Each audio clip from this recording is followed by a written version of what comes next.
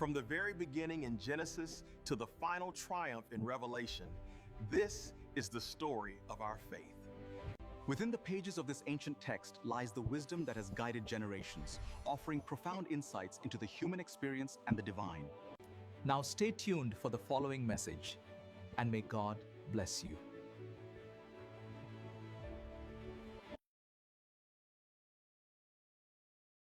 The Gospel according to Luke.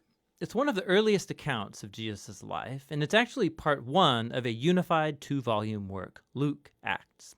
If you compare the opening lines of both of these books, it's clear that they come from the same author, and there are internal clues in the book of Acts, as well as an early tradition that identifies the author as Luke, the traveling companion and co-worker of Paul the Apostle, who we know was also a doctor. Luke opens his work with a preface telling us how and why he wrote this book. He acknowledges that there's many other fine accounts of Jesus' life out there, but he wanted to go back to the eyewitness traditions of as many early disciples as he could, in order to produce what he calls an orderly account about the things that have been fulfilled among us.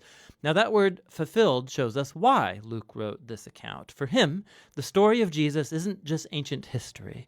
He wants to show how it's the fulfillment of the long covenant story of God and Israel, and bigger than that, of the story of God in the whole world. The book's design is fairly clear. There's a long introduction that sets up the stories of John the Baptist and Jesus. Then in chapters 3 to 9, Luke presents a robust portrait of Jesus and his mission in his home region of Galilee. After that, the large midsection of the book is Jesus' long journey to Jerusalem, which leads to the story's climax, Jesus' final week in Jerusalem leading up to his death and resurrection, which then leads on into the book of Acts. In this video, we're just going to focus on the first half of Luke's gospel. The extended introduction tells in parallel the birth stories of John the Baptist and Jesus. So you have this elderly priestly couple, Zechariah and Elizabeth, and then this young unmarried woman, Mary and Joseph. They both receive an unlikely divine promise that they're going to have a son. Both promises are fulfilled then, as John and then Jesus are born, and both parents sing poems of celebration. Now these poetic songs, they're filled with echoes from the Old Testament, Psalms and prophets, showing how these children will fulfill God's ancient promises. But these poems also preview each child's role in the story to follow. So John is the prophetic messenger promised in the Torah and the prophets who's going to prepare Israel to meet their God. And Jesus, he's the messianic king promised to David, who's going to bring God's reign over Israel and God's blessing to the nations, just like he promised to Abraham. After this, Mary brings Jesus to the Jerusalem temple for his dedication, and two elderly prophets, Anna and Simeon, they see Jesus and they recognize who he is. And Simeon sings his own song, a poem inspired by the prophet Isaiah. He says, "This child is God's salvation for Israel, and he will become a light to the nations." So with all this anticipation, the story moves forward into the next main section, where Luke presents Jesus and his mission. He sets the stage with John's renewal movement at the Jordan River, where he's calling a new, repentant, recommitted Israel into existence through baptism. He's preparing for the arrival of God's kingdom. And then Jesus appears as the leader of this new Israel, and he's marked out by the Spirit and the voice of God from heaven. He is the beloved Son of God. After this, Luke follows with the genealogy, and it traces Jesus' origins back to David, then back to Abraham, and then all the way back to Adam from the book of Genesis. Luke's claiming here that Jesus is the messianic king of Israel who will bring God's blessing, but not only to Israel, the family of Abraham. He is here for all the sons of Adam, for all humanity. After this, Luke has strategically placed the story of Jesus going to his hometown Nazareth, where he launches his public mission. At a synagogue gathering, Jesus stands up and he reads from the scroll of Isaiah, saying, "The Spirit of the Lord is upon me, to preach good news to the poor and freedom for the prisoners, new sight for the blind and freedom for the oppressed." Now, along with the other Gospels, Jesus is presented here, he's the Messianic King bringing the good news of God's kingdom. But what Luke uniquely highlights are the social implications of Jesus' mission. So he brings freedom. The Greek word is aphesis.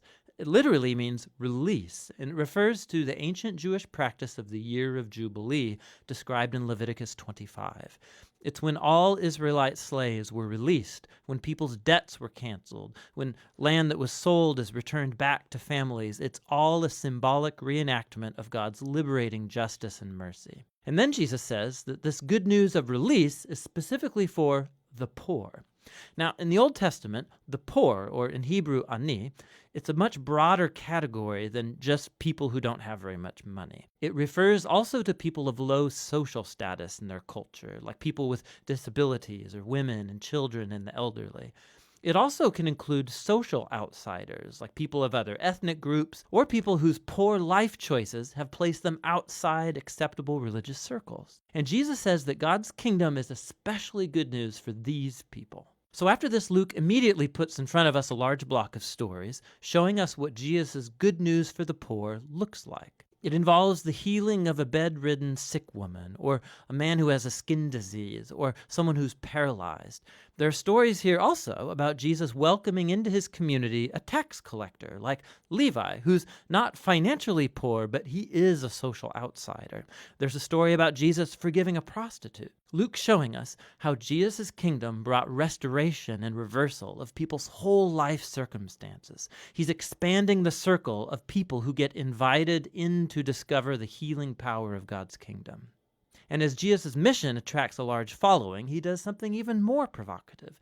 He forms these people into a new Israel by appointing over them the 12 disciples as leaders corresponding to the 12 tribes of Israel. And then Jesus teaches his manifesto of an upside-down kingdom, or as Luke calls it, the Sermon Given on the Plain.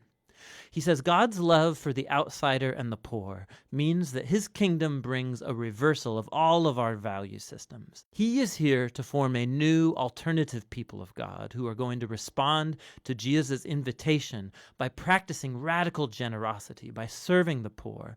People who are going to lead by serving and live by peacemaking and forgiveness. People who are deeply pious but who reject religious hypocrisy.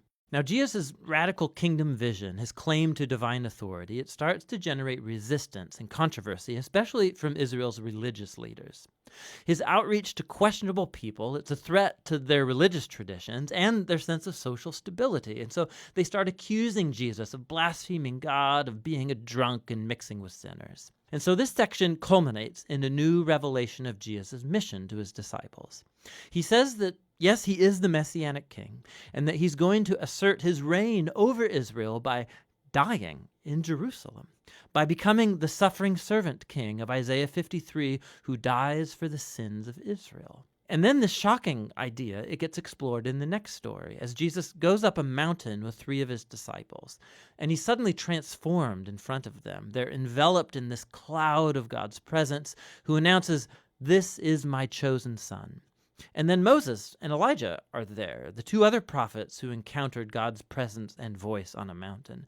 And Luke tells us that they're talking together about Jesus' exodus that he was about to fulfill in Jerusalem. Now that Greek word exodus, it's a clear reference to the Exodus story. Luke is portraying Jesus here as a new Moses who will lead his newly formed Israel into freedom and release from the tyranny of sin and evil in all of its forms, personal, spiritual, and social. And that's going to lead us into the second half of the book. But for now, that's the first half of the Gospel according to Luke.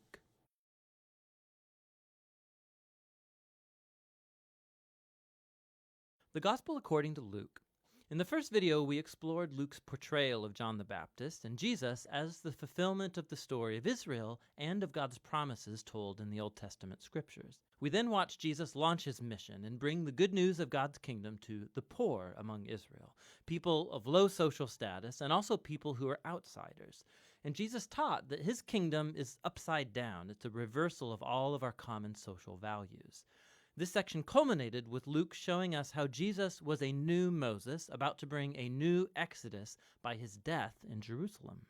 And so we come to the large center section of the book, where Jesus leads his newly formed Israel on a journey to Jerusalem. This part of the book consists mainly of Jesus' teaching and parables given on the road to the various people he encounters, mainly his growing group of disciples. And in this way, Luke portrays following Jesus as a journey. It's something you do where you learn as you go along life's path. So first, Jesus invites his disciples into his mission as he sends a wave of them to go ahead of him, announcing God's kingdom. So being a disciple right from the start, it means participating in Jesus' kingdom mission, making it your own. And as Jesus' disciples come back, he then starts to give various teachings about prayer, about trusting in God's provision. It's actually in these chapters of Luke that Jesus talks more about money, possessions, and generosity than anywhere else in his teachings. If following him is truly like being on the road, it should produce this minimalist mentality, creating a freedom from possessions that allows for radical generosity. Another key theme in these chapters is Jesus' continued mission to the poor.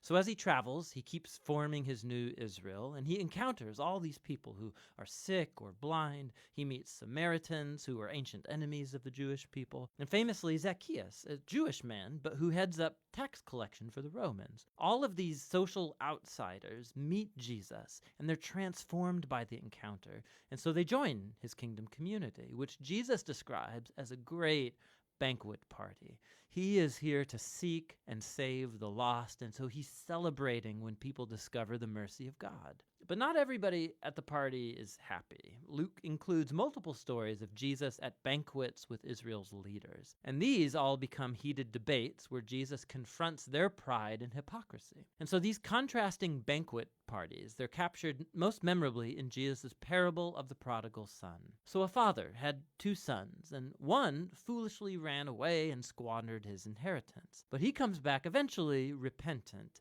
and his father forgives him, and he throws this huge party to celebrate my son who was lost but now is found. But the older brother, who never left his father, he's angry, and he resents his father's generosity to this undeserving son. Now, in this famous parable, Jesus is explaining his whole kingdom mission to these leaders. His parties represent God's joyous welcome of every kind of person into his family. The only entry requirement is humility and repentance. And so it highlights the tragedy of Israel's leaders who reject Jesus and his upside-down kingdom community. And this resistance to Jesus, it ramps up, and he finally arrives in Jerusalem for Passover. As he nears the city, he's weeping. His disciples are hailing him as the Messianic king, but Israel's leaders are denouncing him. And he knows that their rejection of his kingdom of peace is going to set Israel on a road of resistance and rebellion against the Roman Empire. It will bring the city's downfall. And it's that destruction of Jerusalem that Jesus symbolically enacts. As he storms into the temple and he runs out the animal sellers, he brings the sacrificial system to a halt. And he says that this place of worship has become a den of rebels and will be destroyed. Now, this act, of course, generates a whole series of debates between Jesus and Israel's leaders, all leading up to Jesus' prediction that the Roman armies will one day surround this city. It will desolate it and the temple all within a generation. With that, Jesus retreats with his disciples to celebrate the Passover meal. It's the annual symbolic meal about Israel's liberation from slavery through the death of the Lamb. And so Jesus turns the meal's bread and wine into new symbols about this new Exodus. His broken body, his shed blood, will bring liberation for Jesus' renewed Israel. After the meal, Jesus is arrested and he's examined before the Jewish leaders and then put on trial as one claiming to be king. And Luke emphasizes Jesus' innocence. Pilate, the Roman governor, he claims that Jesus is innocent 3 times before giving in. Even Herod, the ruler of Galilee, finds nothing to accuse Jesus of. But the leaders finally compel Pilate to have him crucified, and so he is. But even in his painful death, Jesus embodies the love and the mercy of God he taught so much about. He offers God's forgiveness to the soldiers as they crucify him. And then, when one of the criminals executed alongside Jesus realizes who he actually is, he says, "Remember me when you come in your kingdom." And Jesus' final words are an offer of hope to a humiliated criminal. "Today you will be with me in paradise." And so with this last act of generosity and kindness, Jesus dies. His body's placed in a tomb, and on the first day of the week, some of Jesus' disciples come to the tomb only to find it empty. And there are 2 angelic figures there telling them that Jesus is alive, that he's risen from the dead, and so they leave with their minds blown. And it's right here that Luke tells one of his most beautiful stories. Two of Jesus' disciples, they're leaving Jerusalem for a town called Emmaus, and they're heartbroken over Jesus' death. And then suddenly, Jesus is there, just walking alongside them, but they don't recognize him. He asks why they're so sad, and they go on to talk about all of their hopes, that Jesus would have been the one to redeem Israel. But now he's dead, it was all for nothing. But then later, as Jesus has a meal with these two, he breaks bread for them, just as he did at the Passover meal, and it's in that moment that they recognize him. Then he disappears. Luke is telling this story to make a powerful point about following Jesus. When Jesus' disciples impose their agenda and their view of reality on Jesus, he remains invisible and unknown to them. It's only when we submit ourselves to the upside-down kingdom of Jesus that's epitomized in his broken body on the cross, offered in self-giving love. It's only then that we see and know the real Jesus. The book's concluding scene is yet another meal, as Jesus appears to his disciples and he explains to them from the Old Testament scriptures how this was all a part of God's plan, that the Messiah would become Israel's king by suffering and dying for their sins, and conquering their evil with his resurrection life. And so now, as Simeon the prophet promised back in chapter 2, Jesus' kingdom will move outward from Israel, so God's forgiveness can be announced to the nations and everyone invited to follow Jesus. But, Jesus tells his disciples, wait in Jerusalem for the coming of the Spirit to empower them for this new mission. And this, of course, keeps you reading right into Luke's second volume, the book of Acts. But for now, that's the gospel according to Luke. Thank you for watching. This is Pastor Coleman. Join me next time.